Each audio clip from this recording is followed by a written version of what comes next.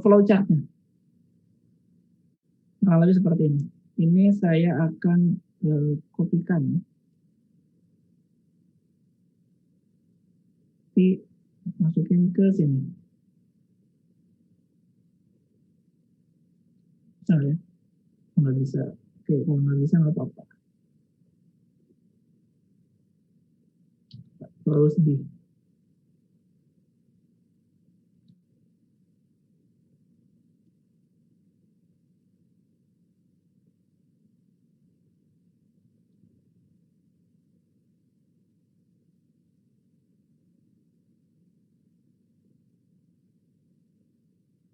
Ini agak buruk sih. Karena saya save aja deh. Saya file export. Export as PNG.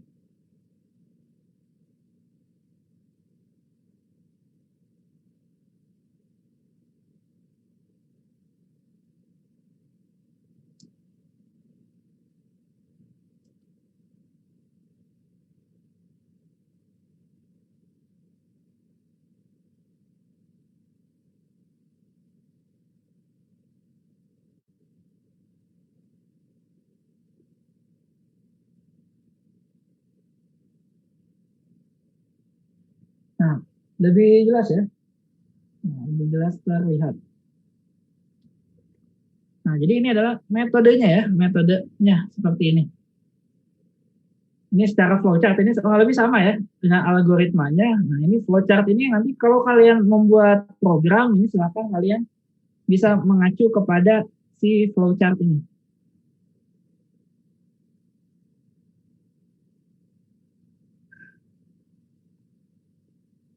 Oke. Contoh dari penggunaan metode metode Newton Raphson ya, contoh yang berikutnya. Nah, ini saya akan lakukan tidak dengan kode program, tapi menggunakan Excel saja. Nah, ini contohnya. Misalnya saya punya suatu fungsi ya, f, x, ini adalah polinomial pangkat 3 ya. X pangkat 3 ditambah 5x minus 3.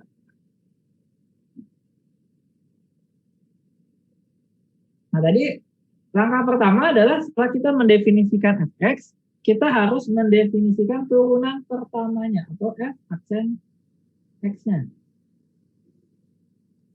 Baik, coba saya minta ya, maaf, minta di sini ada siapa ya?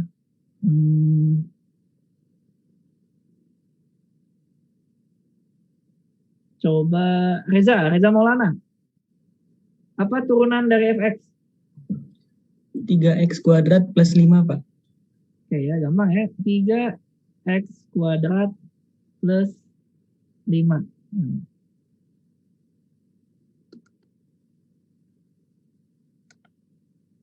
Oke, kita udah tahu f aksen x. Sudah punya fx dan sudah punya f aksen x. Nah, sebelum kita lanjut ya, ini kita coba aproksimasi dulu ya, aproksimasi atau lihat. Nah, ini dengan Wolfram alpha ya.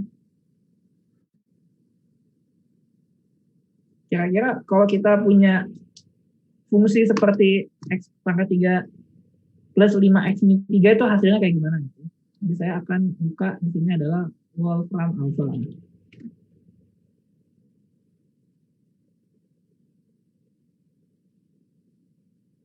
Nah, ini Wolfram alpha-nya sebenarnya bukan metode numerik ya, tapi dia adalah tools untuk mengerjakan persoalan matematika gitu. Dan kita bisa melakukan benchmarking jawaban. Gampangnya gitu. Ini buat benchmarking jawaban. Biar jawaban kita nggak salah. Kita masukkan saja sini x pangkat 3 plus 5x minus 3.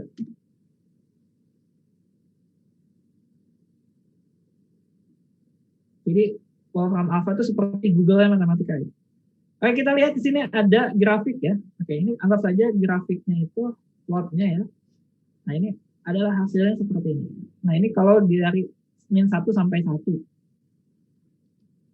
Nah, ini dari Wolfram Alpha. Nah, ini grafiknya. Lalu hasilnya dia bisa tahu juga ya, akarnya ya. Nah, ini kurang lebih adalah 0,56410 ya. Nah, ini hasilnya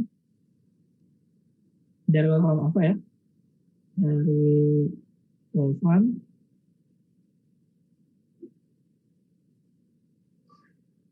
Ini akarnya itu adalah 0,56410. Oke.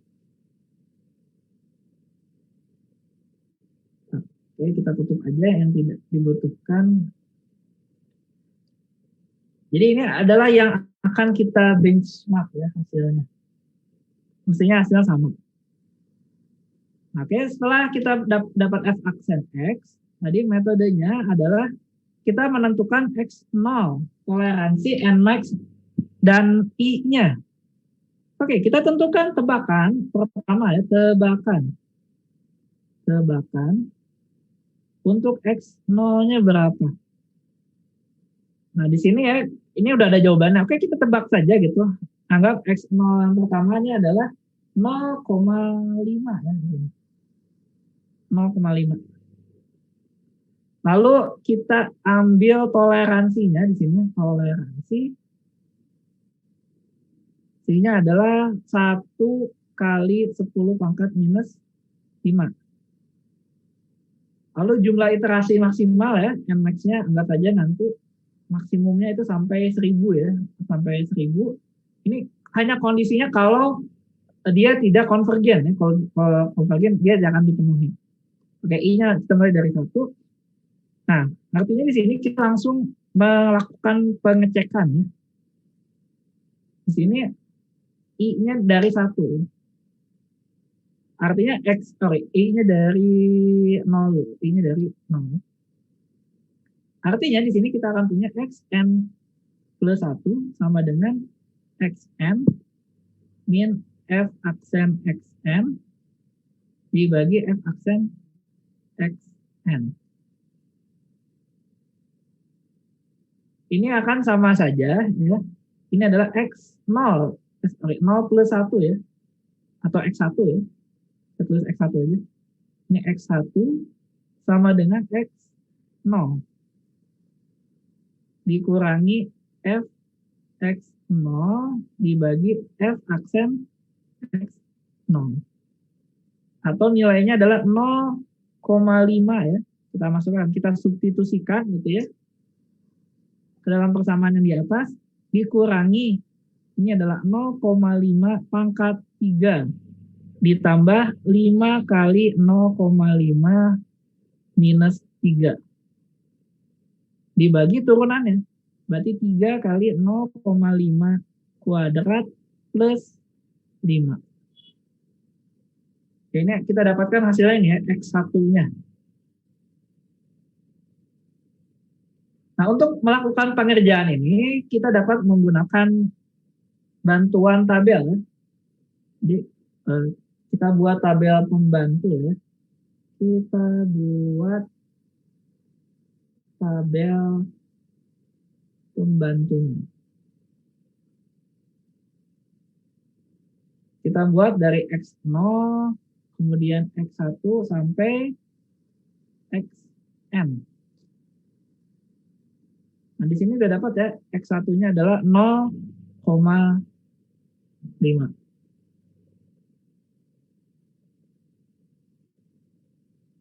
Oke, kita kerjakan di sini ya untuk mengefektifkan waktu, kita kerjakan lewat Excel. Oke, kita kerjakan lewat Excel ya, lewat Excel. Saya buka dulu Microsoft Excel-nya.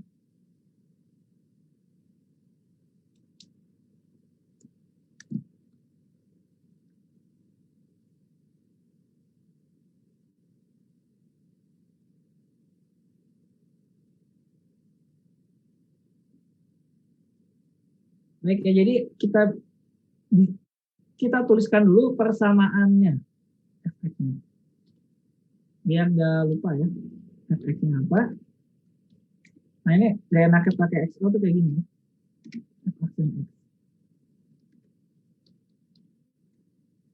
tadi, ini adalah X pangkat 3 ya, ditambah 5X minus 3 ya. Ini 3X kuadrat, ini minus, plus 5 ya, plus 5. Tadi kita bikin tabel pembantu ya, ini X0, ini X1, X2, X3, X4, X5, X6, X7 misalnya.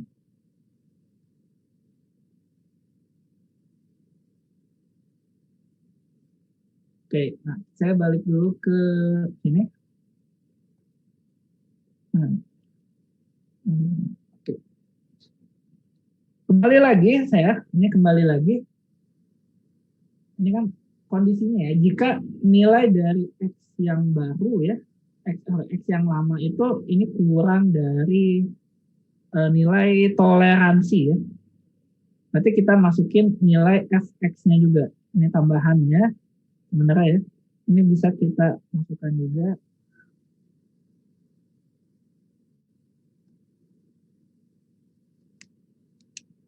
Ini adalah nilai dari fx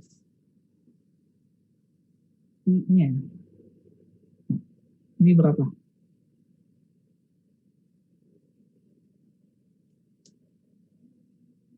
Sorry. Ini X0, ya benar.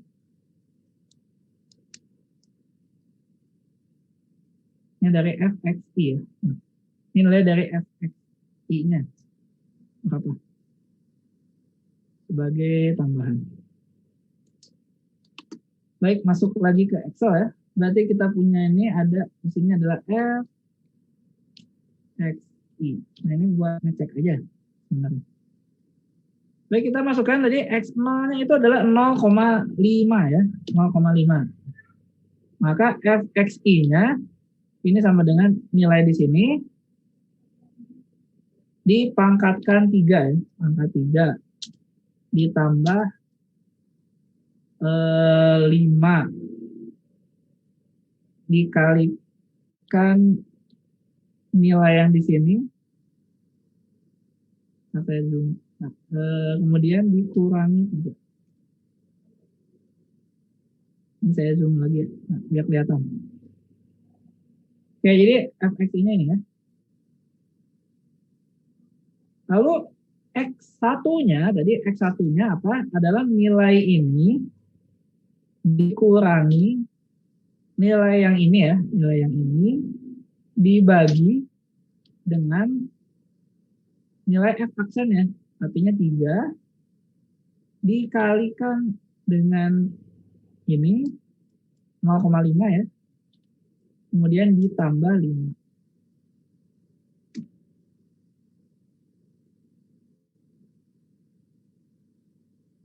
Tadi saya cek dulu, kayaknya ada ya. Ini saya tulis.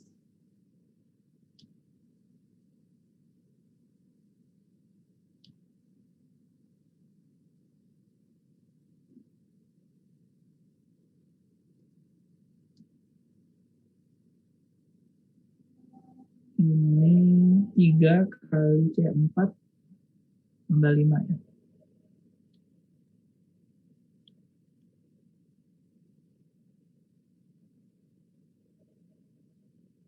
Oke, nah, balik dulu ke sini. Oh, 5x ya. 5x. 5x benar.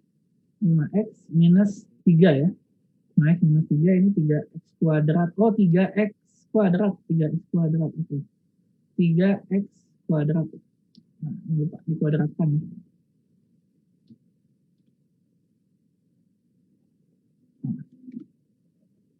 Oke, ini biar kelihatan saya lebarin ya. Nah, artinya yang ini tinggal dikopikan. Nah, ini dapat. Kita coba. Nah, oke ya. Tadi toleransinya berapa? 1 kali 10 pangkat minus 5 ya. Nah, ini 1 kali 10 pangkat minus 5 ini sudah kita dapatkan pada iterasi ke 2 ya, nilai absolutnya ya, 2 kali 10 pangkat. Sisanya ini 0, sangat kecil sekali. Jadi artinya dia sudah kita dapatkan 0,564100 ya. Ini saya kopikan tabel ini.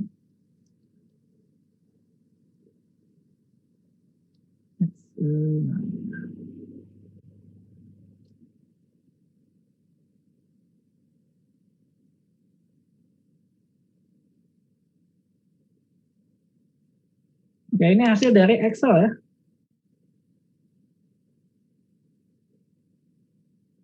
Jadi ini untuk iterasi ya, untuk toleransi ya, toleransi 1 kali 10 pangkat minus 5 ini hanya butuh 2 kali iterasi dengan hasil akarnya itu sama ya, akarnya adalah 0,56410 ya, dan ini akurat hasilnya, akurat jika kita bandingkan, kita benchmark dengan apa yang sudah dilakukan oleh Wolfram Alpha ya. Jadi ini hasilnya sangat bagus, nah, kalau bisa dibilang ini sangat bagus, akurat, dia lebih cepat. Nah, lebih cepatnya gimana? Nah, ini kita coba bandingkan ya, kita coba bandingkan dengan metode dissection. Coba dibandingkan dengan metode dissection.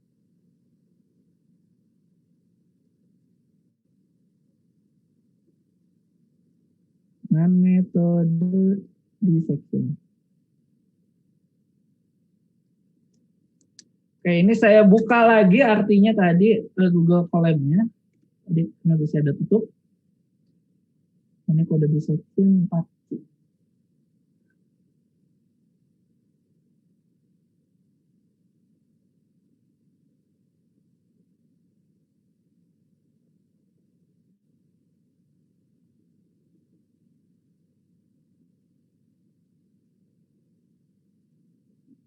Jadi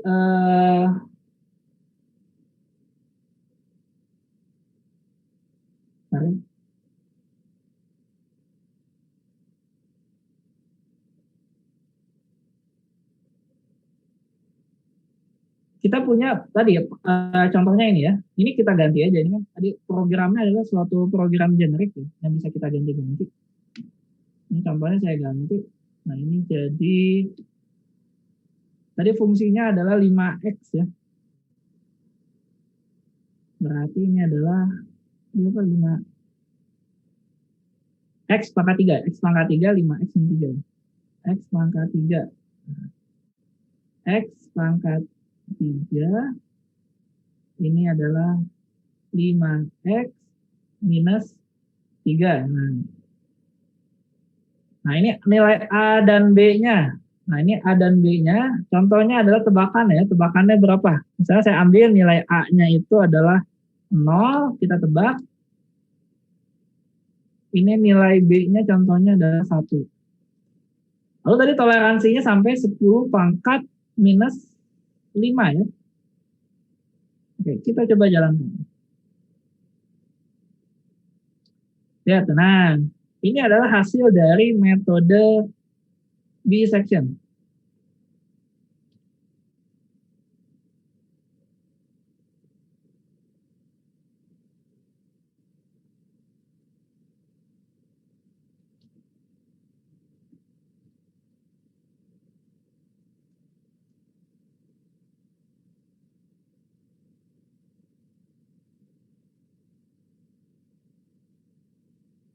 Pada metode dissection ya, apa yang bisa kita lihat, dia butuh berapa kali pengurangan atau iterasi?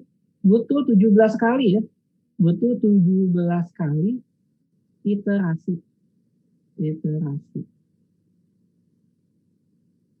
Dengan hasilnya juga ya.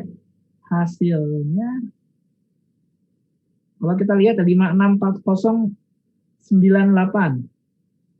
56410. Ini lebih tepat ya, 56410. Walaupun ini kalau hasil pembulatannya ya juga akan sama ya ini ya. hasilnya bisa dibilang cukup akurat di sini.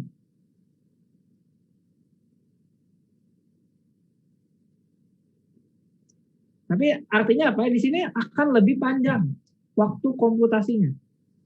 Antara metode Newton-Raphson hanya butuh 2 kali langsung ketemu dibandingkan dengan metode dissection yang butuh 17 kali pengulangan. Gitu ya. Oke, ada yang ditanyakan dulu? Ini adalah hasil perbandingan. Silakan kalau ada yang mau ditanyakan sampai sini. Metode dissection dan metode Newton-Raphson.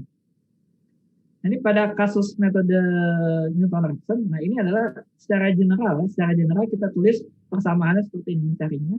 Dan ini adalah algoritmanya. Ini silakan kalian pahami algoritmanya. Atau kalau ditulis secara flowchart, ini kurang lebih seperti ini. Secara diagram alir.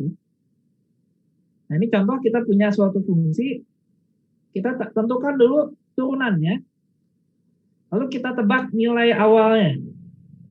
Lalu kita tulis toleransinya mau sampai berapa. Kemudian berapa maksimum iterasi ya.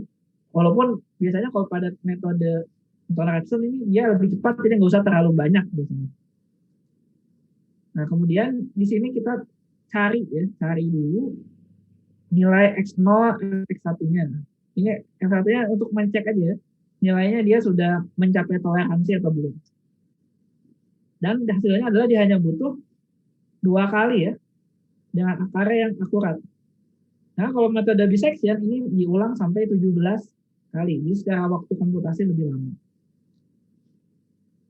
Oke, silakan kalau ada yang mau ditanyakan.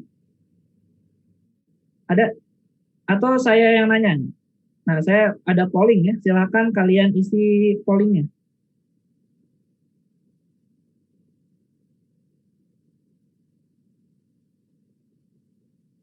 Mengerti, lumayan. 29% ini mau jawab tidak tapi malu.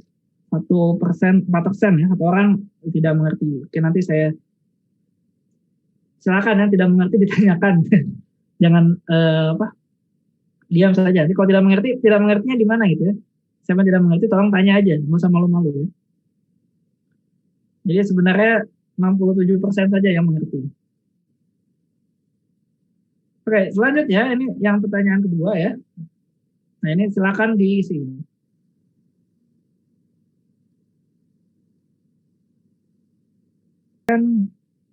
Dan satu orang 4% menjawab salah jurusan.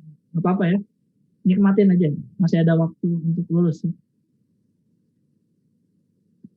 Baik, nah di sini sekarang saya akan menjelaskan terkait dengan tugas ya, tugas. Jadi tugasnya untuk minggu ini ya, ini bisa kalian lihat di e-learning atau saya akan share juga di sini. Ini kali ini adalah tugasnya tugas kelompok. Harus menyelesaikan permasalahan ini. Jadi soalnya ini adalah terkait dengan termodinamika yang saya yakin kalian sudah dapat semua. Jadi untuk menentukan nilai kalori jenis ya pada udara CP ini dapat digunakan persamaan di bawah. Ini adalah dengan T-nya adalah suatu nilai suhu ya. Nah ini tugas kalian adalah apa? Kalian harus membuat sebuah program komputer. Ini boleh dalam C++ atau dalam Python menggunakan metode Newton-Raphson untuk menghitung suhu yang memiliki nilai kalorinya 1,2 kilojoule. Ini nilai kalori jenis ya. Nilai kalori jenis 1,2 kilojoule per kilogram Kelvin. Dan gunakan toleransinya adalah 1 kali 10⁻⁵. Ingat ya ini. 10⁻⁵. Kalau yang di kelas tadi nggak ada persennya ya. Ini ada persennya. Jadi ini persamaannya. Kalian harus cari nilai kalori jenisnya adalah 1,2 kilojoule ini. Dia nilai T-nya berapa? Jadi seperti kalian mencari akar polinomial ya. Rubrik penilaiannya bagaimana? Nah, ini saya kasih panduan guidance siapa yang harus kalian lakukan. Jadi pertama adalah kalian harus menentukan turunan pertama dari fungsi. Ditulis. Ditulisnya di mana? Ditulisnya di Microsoft Word ini ya, jawabannya. Turunan pertama dari fungsinya itu apa? Jadi kalian harus definisikan dulu pasti fungsinya, turunan pertamanya apa. Ini kalau ada turunan pertamanya dan benar, saya kasih nilai 20. Jadi kalau nggak ada, ujung-ujung tabel gitu, nah itu nilainya hanya nggak ada gitu. Karena hanya tabel aja. Nah, udah membuat grafik fungsi. Jadi kalau kalian membuat grafik fungsi dari T sampai 0, T0 sampai T1500 ya. Jadi masukin grafik fungsi untuk fungsi ft-nya. Ini kalian dapat poin 30 kalau kalian menentukan grafik fungsinya. Lalu kalau kalian membuat kode program, ini poinnya 40. Lalu kalian harus nyatakan hasil T-nya berapa, suhunya berapa dalam Kelvin. Jadi bukan kalian meng-highlight atau misalnya dikasih warna kuning, segitu ya, itu bukan.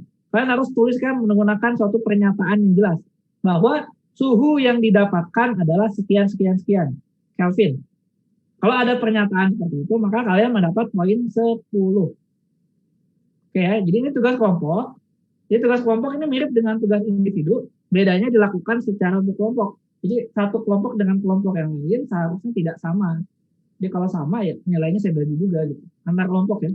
Kalau satu kelas nilainya sama semua ya berarti nilai kelompoknya dibagi dengan jumlah kelompok yang ada. Oke, nah kelompoknya kan belum dibagi ya di sini ya. Sebelum saya bagi kelompok, ada yang mau ditanyakan dulu tidak? Bapak, saya mau nanya, Pak. Ya, silakan. Untuk kode programnya, aplikasinya boleh pakai aplikasi lain apa cukup hanya Google Colab aja, Pak? Kenapa hanya boleh C++ dan Python? Kenapa? Karena yang sudah saya ajarkan ya. Kalau kalian ini mayoritas ya, maaf, mungkin ada yang jago ya, ada yang jago bisa pakai Pascal, bisa pakai Java, bisa pakai R, bisa pakai Ruby dan lain-lain ya. Tapi kan kemungkinan tidak pernah diajarkan di PNJ dan tiba-tiba bisa, itu artinya kemungkinan adalah dia nyontek gitu, ngambil kode orang. Nah, jadi saya menghindari itu ya, saya ngambil kode orang. Jadi saya tulisnya dalam C++ dan Python karena sudah diajarkan. C++ dan Python aja belum tentu semua mahasiswa itu masih ingat dan bisa ya, karena udah setahun yang lalu. Jadi mestinya bisa gitu ya, karena sudah diajarkan. Gitu, jadi tidak boleh di luar C++ dan Python. Jawabannya itu. Kalau kalian menemukan kode di luar, ada banyak ini kode bisection tuh banyak bisa dipakai ya. Tapi mungkin tidak ditulis dalam C++ dan Python. Mungkin juga ada ditulis dalam C++ dan Python. Itu silakan kalian pakai kalau ada ya. Kalau nggak ada, kalian harus memodifikasi gitu. Jadi harus C++ dan Python. Oke, ada lagi? Maaf Pak, bukan itu maksudnya. Maksud saya kalau misalnya mau ngerjain harus pakai Google Colab atau saya boleh pakai aplikasi lain, misalnya kayak Microsoft Visual Studio gitu Pak. Oh, nggak masalah. Pakai aplikasi lain silahkan. Yang penting dia kode yang dikumpulkan, kalau Python ya, itu .py. Jadi file ekstensi Python .py atau IPYNB. IPYNB itu artinya dia notebook ya, file untuk notebook. Kan yang saya ajarkan di kelas, kalau pakai terminal PY atau IPYNB. Apa ntar bilangnya ini takdir dari Allah ya. Apa itu takdir dari Allah? Oke gitu ya. Jadi yang penting file ekstensinya .py atau IPYNB. Nanti ada keterangannya kok di tugasnya. Jadi mau pakai yang Visual Studio nggak apa-apa, yang penting .py, jangan bikin project ya, project misalnya apa gitu. Itu kan kadang-kadang susah ya ekstensinya. Kita minta ekstensi murninya, .py atau IPYNB. Kalau C++ berarti .cpp gitu. Oke, paham ya? Baik, bebas mau pakai text editor apapun bebas. Dan kalau bisa Python 3 ya, jangan Python 2 ya. Kalau Python 2 ya kalian kasih keterangan. Karena yang saya ajarkan kemarin Python 3. Kalau Python 2 berarti saya harus konversi jalaninnya di Python 2.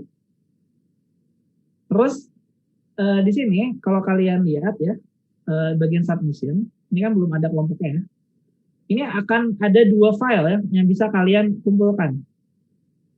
Jadi yang pertama yang kalian kumpulkan itu adalah file MS Word yang tadi dan file kode program, ekstensinya .py, ipynb atau cpp. Gitu ya. Jadi ada 2 file. Untuk yang poin 1, 2, dan 4, ini ditulis di MS Word. Sedangkan kode programnya dilampirkan di file yang terpisah. Oke, bisa dipahami di sini? Ada pertanyaan dulu di sini? Belum? Oke. Kalau belum atau tidak ada, nah ini kita bagi. Ini kan kalau nggak salah belum ada kelompoknya ya. Nah ini kita bagi kelompoknya gimana? Total mahasiswa berapa? 25 ya? Benar kan 25 ya? Iya Pak, 25. Berarti kita bagi 5 kelompok ya. 1 kelompok 5 gitu ya. Biar sama ya, biar apa jumlahnya. Jadi 1 kelompok ber-5. Nah ini pembagiannya bagaimana? Nah ini kita bagi secara sistem. Jadi saya bisa bikin kelompok di e-learning ya. Saya akan bikin auto create. Nah di sini grupnya dengan jumlah grupnya di sini adalah 5 ya. Jumlah grupnya 5. Dan saya pilihnya adalah random. Oke, jadi silakan ini ketika saya klik tombol submit ya. Nanti nama kalian akan muncul. Oke, ini adalah grup A. Nah, grup A, Zulfikar, Paulina, Aditya Aprilianto, Hanantia, dan Syifa. Grup B, Al-Insiro, Aditya Kristanto, Muhammad Rizky, Aisyah, Muhammad Umar. Nah, ini grup C, D, dan E. Nah, ini kalian lihatnya di mana gitu. Ini di bagian My Course ya, misalnya di sini kan kalau saya ganti role-nya sebagai student gitu ya. Ini kan ada discourse ya. Bagian discourse, ada bagian participant ya. Nah, ini kelihatan di sini ya, ada grupnya. A, B, C, D, E. Nah, ini artinya kelompok kalian. Silakan ceknya di bagian participant di kelas. Oke, bisa dipahami di sini?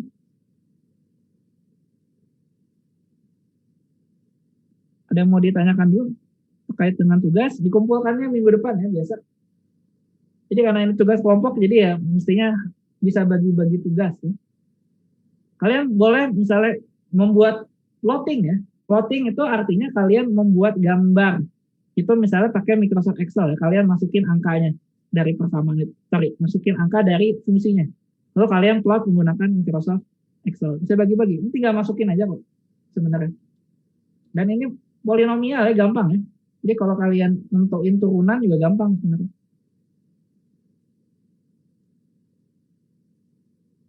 Oke, yang mau ditanyakan sampai sini, silakan. Kalau masih ada yang bingung terkait tugas, terkait materi kuliah. Nggak ada. Kita 5 menit lagi ya, selesai. Kalau nggak ada, berarti cukup ya. Nanti rekamannya saya share. Nanti kalau misalnya lupa, tolong diingatkan. Kadang-kadang saya suka lupa. Karena habis ini saya ada kelas lagi dan ini ada butuh konversi biasanya.